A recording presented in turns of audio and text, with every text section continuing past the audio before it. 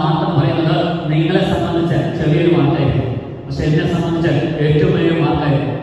സന്തോഷമായിരുന്നു. അതിനുശേഷം ഞാൻ എൻ്റെ സർട്ടിഫിക്കറ്റ് വാങ്ങാൻ വേണ്ടി എൻ്റെ വിദ്യാലയത്തിലേക്ക് ചെന്നു. അന്ന് മാർക്ക്, ഇന്ന് ഗ്രേഡ്. മക്കളെ, ഞാൻ സ്കൂളിലേക്ക് ചെന്നിട്ട് എൻ്റെ സർട്ടിഫിക്കറ്റ് എടുത്ത് നോക്കി. മക്കളെ, ആ സർട്ടിഫിക്കറ്റിൽ മാർക്ക് കണ്ടിട്ട് എൻ്റെ ടീച്ചർ മുമ്പിൽ ഞാൻ കണ്ടിട്ടുണ്ട്. കാരണമോ, ഞാൻ പറഞ്ഞില്ല, എന്നെ ഏറ്റവും അധികം തവണ തല്ലു കൊല്ലിപ്പിച്ചിട്ടുള്ള, ക്ലാസ്സിൽ നിന്ന് പുറത്താക്കിയിട്ടുള്ള, അപമാനിക്കപ്പെട്ടുള്ള വിഷയം മാത്സ്. എന്നാൽ 1995 ചെല്ലാൻ എന്ന് പറയുന്ന ഗ്രാമപഞ്ചായത്തില് സെന്റ് മേരീസ് ഹൈസ്കൂളില് 10ാം ക്ലാസ് പരീക്ഷ എഴുതുമ്പോൾ എനിക്ക് ഏറ്റവും അധികം മാർക്ക് ലഭിച്ചതും ഈ മാത്സിന് തന്നെയാണ്. 50 ഫസ്റ്റ് പേപ്പറിന് 45, സെക്കൻഡ് പേപ്പറിന് 41. പറഞ്ഞേ ഹല്ലേലൂയ, ഹല്ലേലൂയ. നമ്മുടെ പരിശുദ്ധാത്മാവിനോടൊപ്പം ഇരുന്ന പഠിച്ചാൽ മാറ്റം ഉണ്ടാവും. മാറ്റം ഉണ്ടാവും. അങ്ങനെയെങ്കിൽ എഴുതിട്ട് ഒന്ന് കണ്ണുകളാണ് എൻ്റെ മക്കളെ. 2 കൈകളും യാതൊരു രൂപത്തിലും തുറന്നു പിടിച്ച് ആരുടെയും ദേഹത്ത് ടച്ച് ചെയ്തില്ല. ഒന്ന് നിങ്ങൾ നെഞ്ചിന്റെ ഒന്ന് കൈ തുറന്നു പിടിക്കും. ഒന്ന് കണ്ണുകൾ അടച്ച്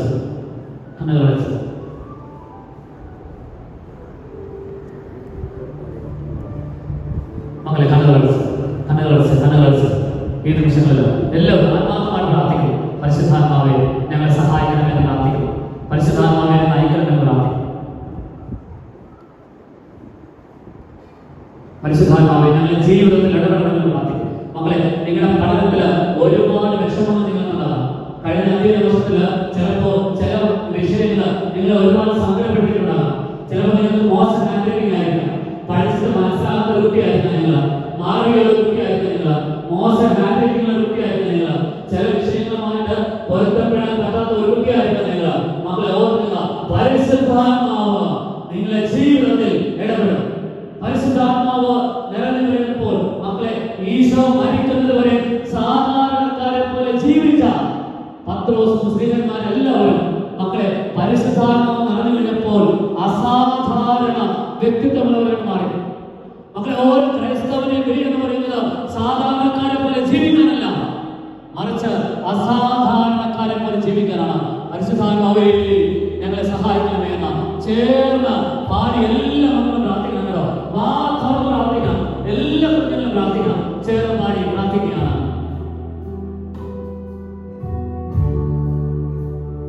സർവ്വ പാടി പ്രാർത്ഥിക്കണം.